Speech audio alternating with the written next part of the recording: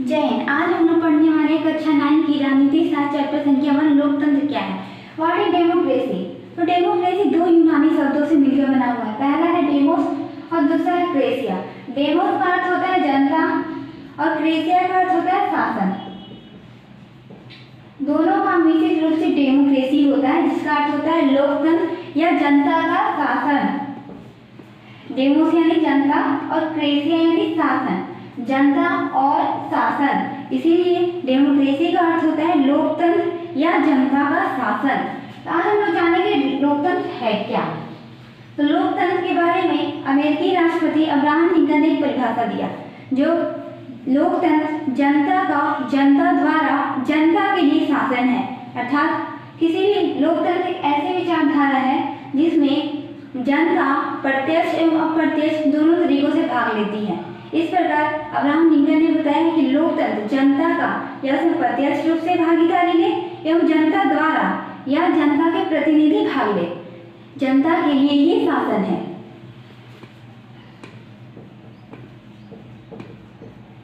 लोकतंत्र जनता का जनता द्वारा जनता के लिए शासन है।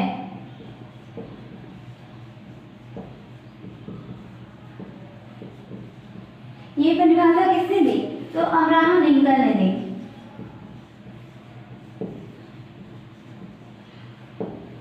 लोकतंत्र का एक और परिभाषा होता है। लोकतंत्र एक ऐसी विचारधारा है या एक ऐसा तंत्र है जिसमें जनता प्रत्यक्ष एवं अप्रत्यक्ष दोनों तरीकों से भाग लेती है। अप्रत्यक्ष एवं प्रत्यक्ष क्या होता है मैं इसके बाद बताऊंगी। इसका समझ गए हैं। लोकतंत्र जनता का अर्थात प्रत्यक्ष रूप से जनता द्वारा अर्थात अप्रत्यक्ष रूप से जनता के लिए ही शासन है। तो आज हम लोग जानेंगे प्रत्यक्ष एवं अप्रत्यक्ष क्या है। प्रत्यक्ष लोकतंत्र। लोकतंत्र के दो प्रकार हैं। कितने प्रकार हैं? दो प्रकार हैं। पहला प्रत्यक्ष लोकतंत्र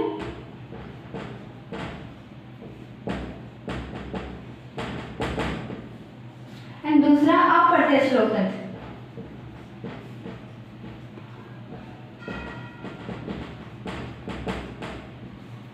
प्रत्यक्ष लोकतंत्र में यह होता है कि जनता स्वयं किसी भी राजनीतिक कार्य में जनता स्वयं भाग लेती है, उसे प्रत्यक्ष लोकतंत्र कहा जाता है। एवं किसी भी राजनीतिक कार्य में जनता के प्रतिनिधि भाग लेते हैं, उसे अप्रत्यक्ष लोकतंत्र कहा जाता है। यह कम जनसंख्या आबादी वाले क्षेत्रों में किया जाता है और एक घनी आबादी वाले क्षेत्रों में किया जाता है। यह मात्र स्वीडनलैंड में किया जाता है।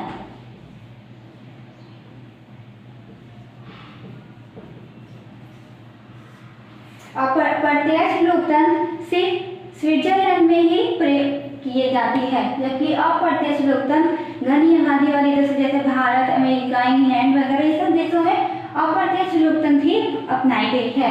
कारण जानेंगे लोकतंत्र किसे कहते हैं, लोकतंत्र कितने प्रकार का होता है, लोकतंत्र कैसे चलाई जाती है। अब हम लोग जानेंगे लोकतंत्र के गुण क्या है जिसके कारण लोगों ने इसे अपनाना शुरू किया।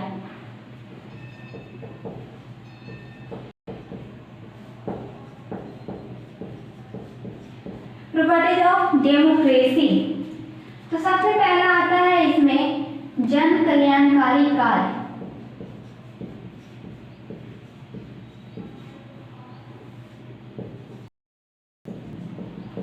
लोकतंत्र में लोगों के हित के लिए ही काम किया जाता है। अर्थात हम कह सके तो लोकतंत्र राजनीति से जुड़ा हुआ है, इसमें सिर्फ जन कल्याणकारी कार्य ही होते हैं।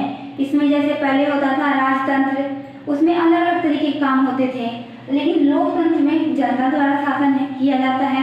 तो इसलिए सिर्फ जनता के लिए ही इसमें कुछ भी कार्य किया जाता है। जनता हेतु ही कल्याणकारी लाए जाते हैं, जनता हेतु ही बड़ी बड़ी योजनाएं लाई जाती है, अन्यथा किसी दूसरे प्रकार का इसमें काम नहीं होता है। जिसने लोकतंत्र की भावना को जन्म दिया और लोकतंत्र के गुण में सबसे पहले माना जाता है। और दूसरा है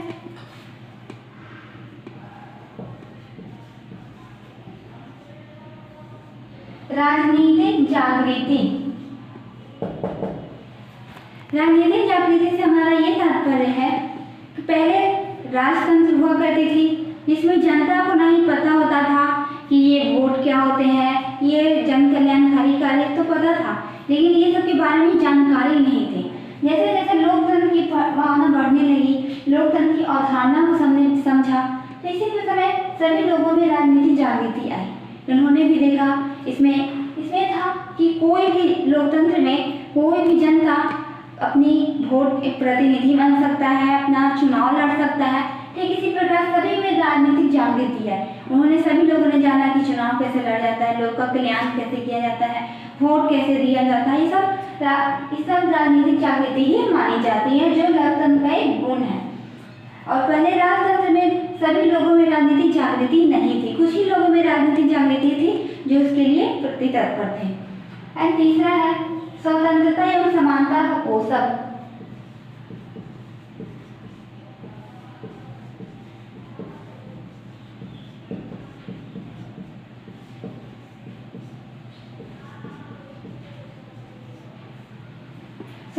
समानता एवं स्वतंत्रता का पोषक ये बहुत ही ज्यादा मायने रखता है। राजतंत्र में ये व्यवस्था नहीं देखी जाती, जबकि लोकतंत्र में ये इस पे बहुत ही ज्यादा जोर दिया गया। समानता यानी कि किसी लोकतंत्र में किसी भी ऐसे समुदाय जिसमें रंग, जाति, वंश, लिंग आदि के आधार पर भेदभाव नहीं किया जाता है, उसे समानता कहा जाता है। ये लोकतंत्र में देखा गया। लोकतंत्र में समानता और स्वतंत्रता का बहुत ही ज्यादा बल दिया गया। समानता मतलब कि किसी भी लोगों में रंग, जाति, वंश एवं उनकी लिंग के आधार पर भेदभाव नहीं किया जा सकता, यानी भेदभाव निषेध है। इसलिए स्वतंत्रता, पहले स्वतंत्रता नहीं थी किसी को भी सभा करने की, भाषण देने की इत्यादि। लोकतंत्र में स्वतंत्रता को बहुत ही अहम भूमिका निभानी, स्वतंत्रता को सबसे पहले दिया गया। इसमें लोग भाषण दे सकते हैं, सभा लगा सकते हैं। यह एक स्वतंत्रता का ही पार्ट है जो लोकतंत्र का गुण है। ये सब राजतंत्र में नहीं देखी जाती थी।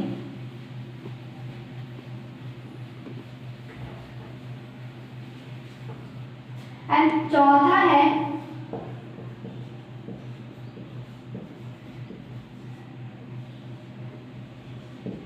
राजनीतिक क्रांति का भय।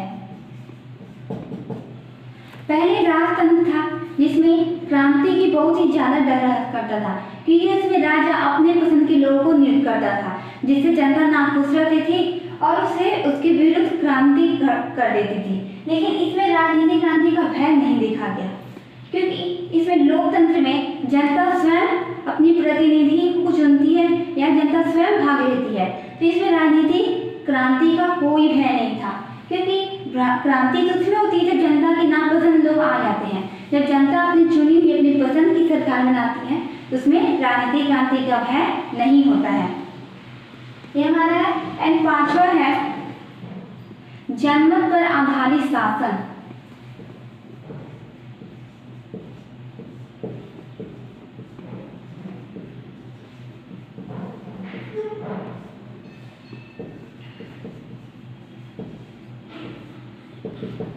ये बहुत ज्यादा मायने रखता है। जनमत पर आधारित शासन क्या है? यह जनमत यानी होता है मत या वोट। लोकतंत्र अप्रत्यक्ष एवं प्रत्यक्ष लोकतंत्र का समूह है। अप्रत्यक्ष में होता है कि अपने जनता के प्रतिनिधि भाग लेते हैं। तो कैसे लेते हैं? सभी जनता उसको वोट देते हैं, उसी को बोला जाता है जनमत, यानी कि वोट दिए, उसको सबसे ज्यादा वोट प्राप्त हुआ, उसी के आधार पर उसे प्रतिनिधि चुना गया है। ठीक इसी प्रकार हम कहते हैं कि जनता पर आधारित शासन, यानी कि जिसको सबसे ज्यादा मत मिला है वही सरकार बना सकता है, ना कि जिसे कम मिला। इस प्रकार हम कह सकते हैं कि लोकतंत्र का सबसे ज्यादा गुण यही है कि जनमत पर आधारित शासन। इसके अलावा किसी पर देखरेख नहीं होती है, किसी पर भेदभाव नहीं होता है।